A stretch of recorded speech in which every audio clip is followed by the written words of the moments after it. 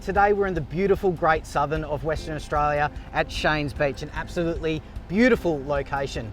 Now the plan is for the next 2 days to go from where we are here in the west all the way to the eastern end of the beach. Now this has got absolutely everything. We're talking boggy sand all the way through to water crossings. And the team that I have with me today are Dave, Karen and Mike. Dave, what do you reckon of this location? Mate, this is an absolutely world-class location, Cheynes Beach. We've checked the tides, we've checked the wind, and it's a goer for getting up the beach today. Before you lose phone reception, best thing you can do, take a little screenshot of your wind and tidal forecast. Now this can be a great help when choosing a location for camping sites, but also to making sure that you don't get stuck out on the beach at high tide. All right Dave, let's air down these tyres and get out on the beach. Can't wait, let's go. Sit up. This hidden gem on the south coast of Western Australia is located approximately 65 k's east of Albany. The town site offers a caravan park with well-maintained facilities overlooking the protected turquoise water below. It's easy to see why Cheynes Beach is so popular. It's stunning and it has absolutely everything. Camping, fishing, surfing, jet skiing, you name it. But we're going to go where it's nice and secluded. I'll see you out there.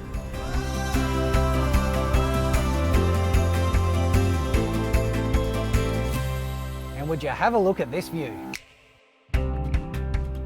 These are some of the best beaches in the world. White squeaky sand, clear turquoise water, and we get to drive on them. How good is this?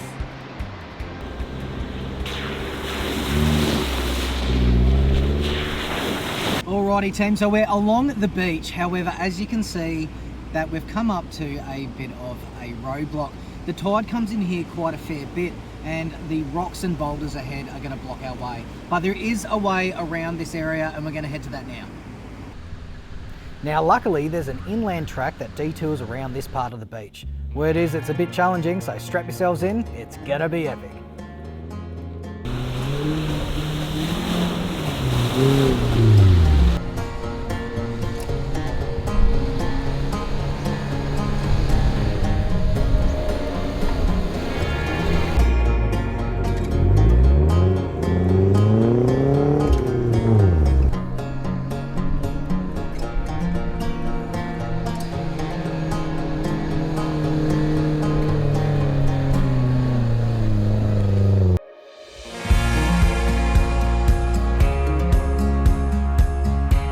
Now that we've got our tyre pressures nice and low, we're getting great traction on the sand, but when your tyres are this low, the walls of the tyres are a little bit exposed because they're nice and bagged out. So keep an eye out for sharp sticks and rocks on the side of that track, because if you slice open the sidewall, well, your day's pretty much done.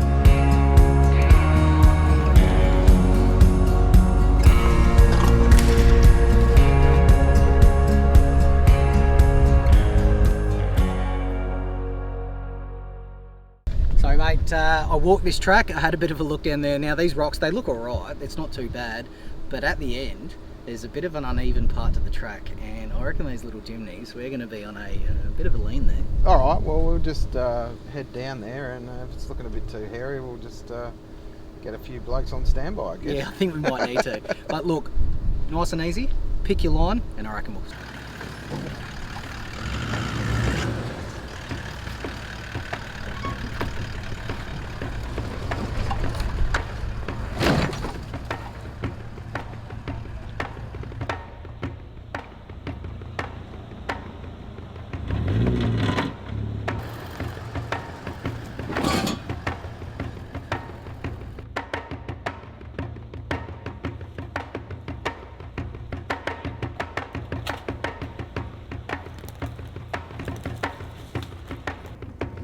This is the first part of the dip and then it changes over to the other side. There we go, that's one bit done.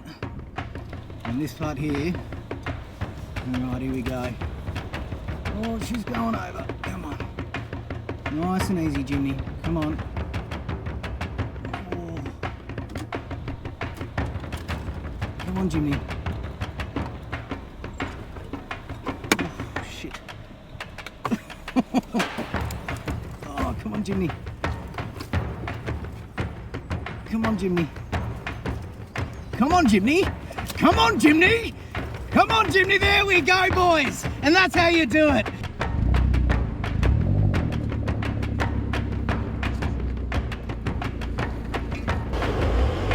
Man, this is pretty. Wow.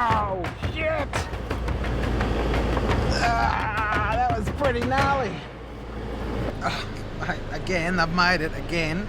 I thought it was all over there at one stage. I thought she was going to go over, but she hung in there and had to shift my weight over to the other side to keep the other wheels on the ground, I thought. All right, so that's what it looked like from the outside of the vehicle, and I tell you what, they felt like they were going to roll over, but the Jimny's a pretty stable little unit. Now, when it comes down to these unlevel grounds, the best thing that you can do is make sure, first off, the way your vehicle is set up, nice and even weight distribution, but also nice and slow. That way you can just judge how it's going, and then if you need some help, call out for it. But look, we challenged, we did it, all good. Let's crack on to the next one.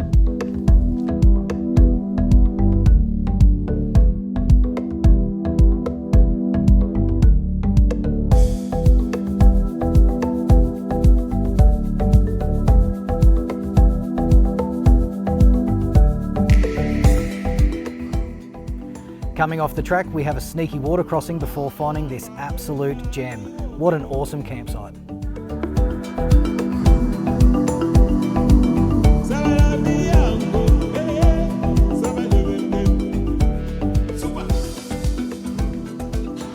Righto Dave, so we have made it to our first night of camp here, about halfway down Cheynes Beach. We've taken some amazing backtracks all the way to here.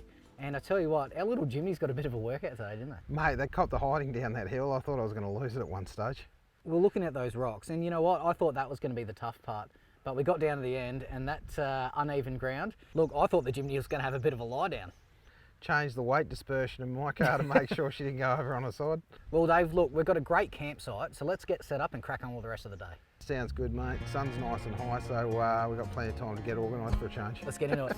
Everyone knows the 3x3 marquee, but what sets the Wildtrak Leisure Australia gazebo apart from the rest? Let's have a look.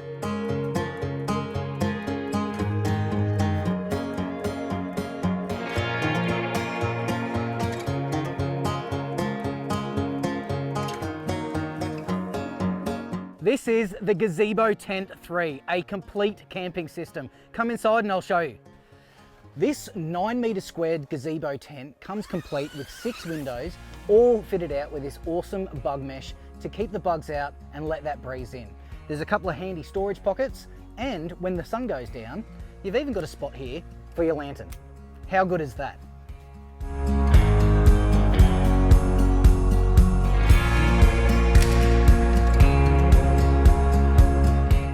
Now we have our campsite set up, it's time to whip up a feed with our guest cook, Karen. Righto team, so we've made it all the way down to our campsite. As you can see, this is a great little spot, nice and protected just off the beach. Huge day out in the trails, but it is time to cook up some dinner. Now I've got Karen from Wildtrak here with us, and she's going to whip up a absolutely amazing looking meal. But first off, how did you go out in the trails today, Karen? It was an amazing day today. I really enjoyed driving, and it was a little bit challenging. And what have we got planned for meals tonight? We're having a lamb stew. And that one's one of a family recipe? It is. It's my grandmother's recipe. She used to make it for us when we were in the Kimberleys. Oh, that sounds awesome. Okay, so let's go through some of these ingredients. What do we got here? We have diced lamb. We have onions, carrots, potatoes and celery. We have tinned tomatoes, French onion soup mix, a little bit of tomato paste, some herbs from my garden to go. And it also looks like we've got some stout here. Now, is this the secret ingredient, is it? It is indeed. I'm not sure how much Nana put in, but I think we'll use the whole bottle. Ah, she'll be right. Okay, what do we do first? Firstly, we put some olive oil in with some garlic and rosemary. Next is the lamb, so pass that over. Fantastic, there we go. Thank you. We'll get this nice and brown. This will take a few minutes. That smells absolutely brilliant. Now, I'm pretty sure that rosemary and garlic oil just really gives it a bit of a hit. But I noticed that we're using a big 9-quart camp oven here. Yes, we've got 6 adults to feed tonight, and I didn't really want to do too many sides. No, fantastic. All right, so nice big oven, and that means that I can have as much as I want. Fantastic. Exactly. All right, so after we've got this nice and brown, what are we going to do after that one? We're going to be putting the onions, potatoes, carrots and celery in. Fantastic. In another couple of minutes. No worries. Now, how much are we roughly looking at in regards to the quantity? So for this 6 people, how many we got? There's about 5 potatoes, 2 carrots and 2 onions, and 2 sticks of celery. Oh, easy done. Yep. Awesome, awesome. Now it's been about 5 minutes and that is looking and smelling amazing. But what is the next step, Karen? The next step is the stout, and we'll slowly pour that in. I think that is definitely my favourite part. And then next up is the veggies. All right. Do you pass them over? There they go. It's always a good idea just to keep them around the same size, nice and chunky. It's easier. Yeah, it's certainly easier, especially around the campsites. You don't want too much preparation, and it also, for a large group like this, nice and easy to get large amounts of ingredients together. One thing I really do like about a casserole, stew, hot pot like this is you kind of just throw everything in and you can let it cook as long as you want. Yes, and also there's not many dishes. Now that I've mixed all this through, we'll add all the other ingredients. All right, so we've got the can of tomatoes. I'll open that one up for you. Thank you. We have the French onion dip, and I've luckily got a pair of scissors here so I can make this nice and neat. All right, so that one there, all open, ready to go. Thank you. And what's next? Then we've got the tomato paste and the herbs. All right, so I've got the tomato paste here, so I'll pass that one over. There you go. Thank you. And what herbs are we working with today? We've got bay leaves and we've got thyme from my garden. There we go. Because we Ooh, have rosemary already in the oil. brilliant. Can I throw those in? Sure. There we go. Good to go. All right. That's pretty much it. We just put the lid on and let it simmer for about an hour. Wowee, look at that. That Ah. looks amazing, doesn't it? I'll dish you up the first bowl. Fantastic. Cannot wait to wrap my laughing gear around this one. I've been waiting for it all night. I am a hungry boy. Now I've also got some of these rolls from a local baker down here. Buttered those ones up. Perfect to go with the lamb stew. Oh, look at that. Sensational. Cannot wait. All right. First taste. Get a bit of the old bread going. Get in there. Oh, it's piping hot. It is. Look at that. Oh, that's what you want right there. Get all the flavours in there, the rosemary, the lamb, those carrots and potatoes, fantastic. Great job, Karen. That is absolutely brilliant. Thank you very much. You're welcome. No worries. All right, boys, I reckon it's time that everyone comes in for a feed, and we're going to enjoy our dinner, so hopefully you enjoy your own, and the next time you're going to see us is going to be in the morning.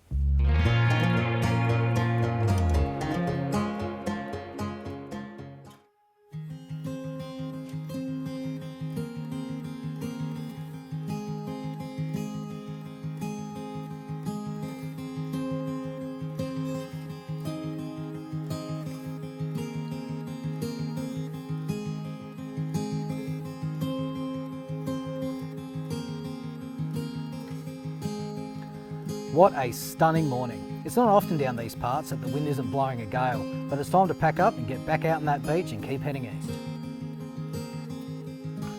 Morning, Dave. Morning, Tony. How you going, mate? Not too bad. How'd you sleep last night? Very well, thanks. Excellent. Now, we've got some coffee going, thank God for that. Now, we're going to be able to get out in Cheynes Beach fairly early this morning. We've got a couple of tracks to do before we head out. Yeah, I think the tide will be right. We'll buzz up that beach, a few back tracks, a couple of little river crossings, and then head back to Albany. Now, when we get to Albany, there's something very special that I think we need to do before we leave. Yeah, what are you thinking? I think you'll enjoy it, so you'll have to wait for that one. But first, time for coffee. Yeah, let's get into another coffee. Awesome.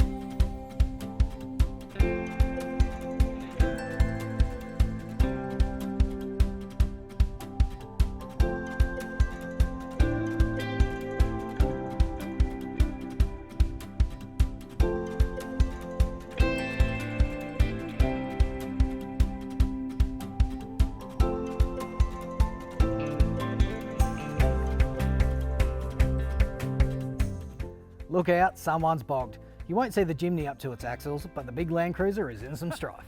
Mike, mate, what's happening here?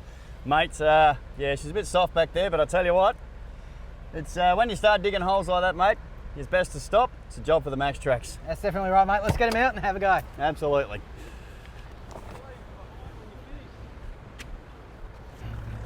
Just digging a bit of a hole in front of the front wheel so we can get the Max Tracks in.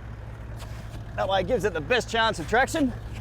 Tell you what, this doesn't happen at a Jimny, and I'm going to start hearing some foreign languages down here by the time I keep digging.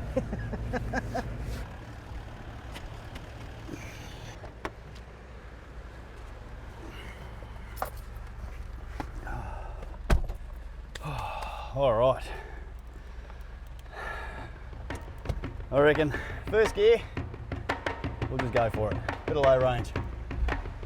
All right, you guys ready? Thanks, mate. All right, here we go.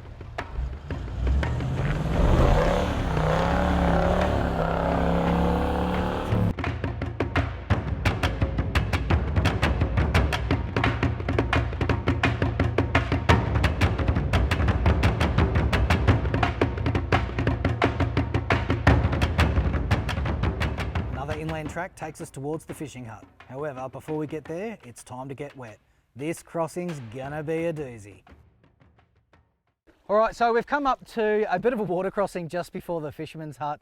And as you can see, the guys behind it are just checking that the water depth, and it's a little bit deeper in some spots than they actually thought. Now, the big rigs aren't the problem. You know, they've got quite a bit of clearance and they're gonna be fine. But our little Jimneys, they're the things we're a little bit worried about. We've picked a bit of a line and it should be okay. The airbox for the Jimneys on that right hand side, so if we can keep that a bit higher, I think we'll be fine. But you know what, the only thing you can do is commit and give it a red hot crack. All right, here we go. Oh.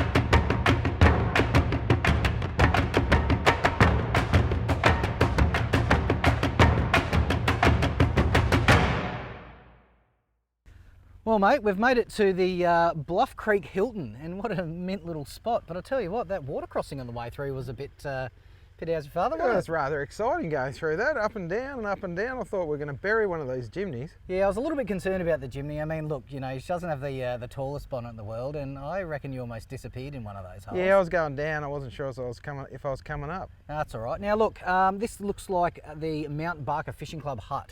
And it is open to the public, obviously, as long as you respect the place and everything like that. But I tell you what, it's not a bad little campsite. Yeah, brilliant place to hang out, just off the beach and out of the wind. Really, really good. Well, now that we've seen this, I reckon we get back across that water crossing and we head back out to the beach. Yeah, not far, and then we're back on the track and heading back into Albany. You beauty, let's do it. Cool.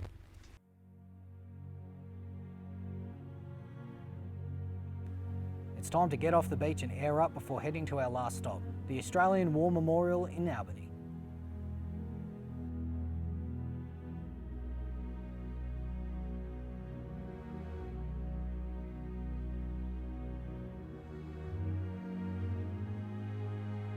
Tony, this memorial's absolutely overwhelming, mate. You're not wrong, Dave, and with Anzac Day just around the corner, I thought it would be a great opportunity for us to come here to the War Memorial in Albany, because in 1914, 41,000 men and women from Australia and New Zealand were loaded onto troop ships and sent off to the battlefields of World War I. Many of them didn't return.